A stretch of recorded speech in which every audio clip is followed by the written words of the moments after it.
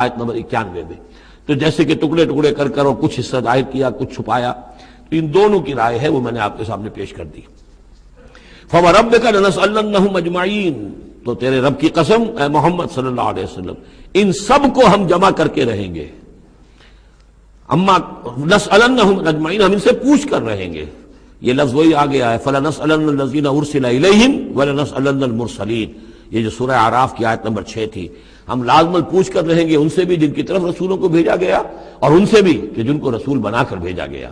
فَوَرَبِّكَ لَنَسْأَلَنَّهُمْ أَجْمَعِينَ، تو آپ کے رب کی قسم ہم ان سب سے پوچھ لیں گے، حساب کتاب لے لیں گے. یہ تھوڑے سے وقت کی بات ہے، آپ ذرا صبر کیجئے. اما کانوا یعملون، جو کچھ کہ یہ کر رہے تھے. فاصدع بما تؤمر، یہ ہے وہ آیت. اب ڈنکے کی چوٹ علی الاعلان کہیے جس چیز کا آپ کو حکم ہوا ہے.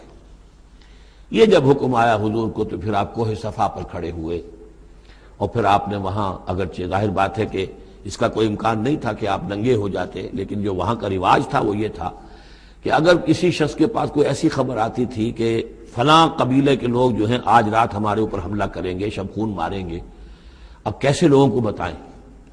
کوئی کمیونیکیشن ماس میڈیا تو ہے نہیں، کیسے خبر دیں، کیا کریں؟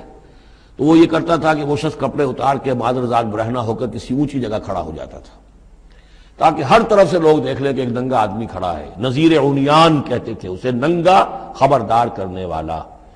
اب جہاں تک اس کی آواز جا رہی ہے آواز لگاتا تھا وا صباحا، ہائے وہ صبح جو آنا چاہتی ہے، آیا چاہتی ہے. اس لیے کہ صبح کے وقت ہوتے تھے حملے، یہ جس کو آج کل آپ کہتے ہیں small hours of the morning, وہ بہت غفلت کا وقت ہوتا ہے آدمی کا. صبح رات کے 2-3 بجے جو ہے ٹھنڈی ٹھنڈی نیند آئی ہوتی ہے، اس وقت وہ آتے تھے، حملہ کرتے تھے، لوٹ مار کرتے تھے، قتل کرتے تھے اور بھاگ جاتے تھے. تو وا صباح، ہائے وہ صبح جو آیا چاہتی ہے. تو اب لوگ دوڑتے تھے کہ بھئی کہاں کی خبر آئی ہے، کون ہے، کون سا قبیلہ ہے، کس کے بارے میں اطلاع ہے، اطلاع صحیح ہے غلط ہے. تو یہ ان کا رواج تھا. تو حضور نے یہ کیا، صرف ایک چیز اس میں سے نکال دی. ننگے ہونے کا سوال نہیں تھا معاذ اللہ، لیکن آپ بھی کھڑے ہو گئے کوہ صفا پر، وا صباحا کا نعرہ لگایا. اب لوگ آئے دوڑے، کوئی خبر دی ہے، محمد دینا چاہتے ہیں، کوئی بات ہے، بڑی اہم کوئی بات ہے. وہاں آپ نے پھر اپنی دعوت پیش کی. تو اسی مجمع میں پھر ابو لہب نے کہا تھا تبا لک لہذا جمعتنا، تمہارے لیے ہلاکت ہو، ہمیں اس کام کے لیے جمع کیا تھا، ہم اپنے بڑے بڑے اہم کاموں میں لگے ہوئے تھے. وہ مہاجن تھا، کہیں مہاجنی سود اپنا لین دین کا حساب کر رہا ہوگا بیٹھا ہوا، میں وہ سب چھوڑ کر آیا ہوں کہ کوئی خاص اہم بات تم نے بتانی ہے، لیکن تم نے یہ کیا کیا. تو یہ ہے وہ واقعہ، اور اس سے معلوم ہو جاتا ہے کہ یہ سورہ مبارکہ جو ہے اسی دور کی، ابتدائی دور کی ہے. فاصدع بما تؤمر واعرض عن المشرکین، تو اب ڈنکے کی چوٹ کہیے اب جو کہ آپ کو حکم دیا گیا ہے، اور ان مشرکوں سے اعراض کیجئے، پرواہ نہ کیجئے ان کی. انا کفیناک المستہزئین، یہ جو استہزاء کرنے والے ہیں، تمسخر اڑانے والے ہیں، ہم آپ کی طرف سے ان کے لیے کافی ہو رہیں گے. ان کی کوئی مخالفت آپ کا کچھ بال بیکا نہیں کر سکے گی. الذین یجعلون مع اللہ الہا آخر، جو اللہ کے ساتھ ساتھ اور بھی الہ گھڑے بیٹھے ہوئے ہیں. فسوف یعلمون، تو عنقریب انہیں معلوم ہو جائے گا کہ اصل حقیقت کیا ہے اور وہ کس طرح کی گمراہیوں میں پڑے ہوئے تھے.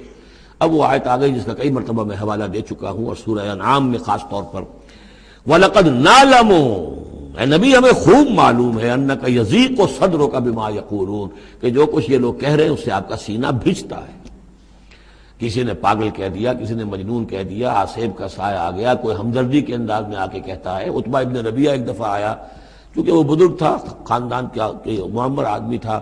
بھتیجے میرے بڑے تعلقات ہیں عاملوں سے بھی، کاہنوں سے بھی، واقعی اگر کوئی تم پر کوئی سایہ ہو گیا ہے، کوئی بری روح کوئی آ گئی ہے تو مجھے بتا دو، میں بلا کے لے آؤں گا، علاج کرا دوں گا تمہارا.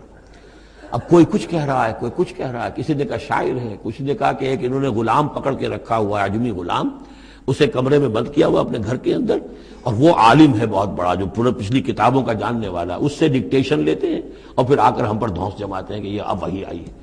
تو یہ ساری باتیں سنتے تھے حضور صلی اللہ علیہ وسلم، تو آپ کو تکلیف پہنچتی تھی، کوفت ہوتی تھی. وَلَقَدْ نَعْلَمُ، اے نبی یہ نہ سمجھیے کہ ہمیں اندازہ نہیں ہے کہ آپ کو کوفت ہو رہی ہے، آپ کو تکلیف ہو رہی ہے، آپ کا سینہ بھیجتا ہے.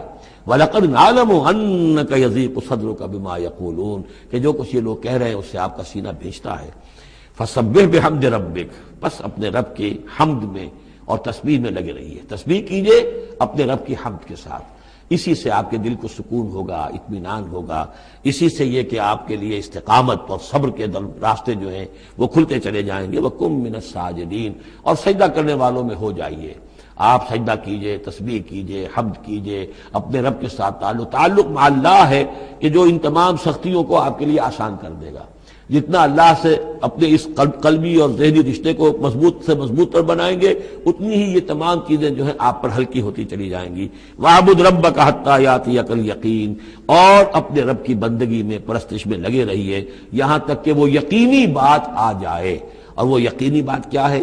جو یقینی شے ہے، شدنی ہے، موت، یعنی یہ کہ تا دم آخر دم فارغ مباش، اندری رہ میں تراش و میں خراش، آخری وقت تک اس بندگی میں اپنے لگے رہیے، جو بھی آخری موت جب تک آ جائے۔ یا موت سے مراد یہ بھی ہو سکتا ہے یقین سے، یقینی بات اللہ کی مدد آ جائے، اللہ کی طرف سے غلبہ حاصل ہو جائے اور اللہ تعالیٰ کی نصرت آ جائے، اللہ کا فیصلہ آ جائے، لیکن عام طور پر گمان یہی ہے کہ اس سے مراد موت ہے۔ وَاعْبُدْ رَبَّكَ حَتَّىٰ يَأْتِيَكَ الْيَقِينُ، اور اپنے رب کی بندگی اور پرستش میں لگے رہیے یہاں تک کہ وہ یقینی شے وقوع پذیر ہو جائے۔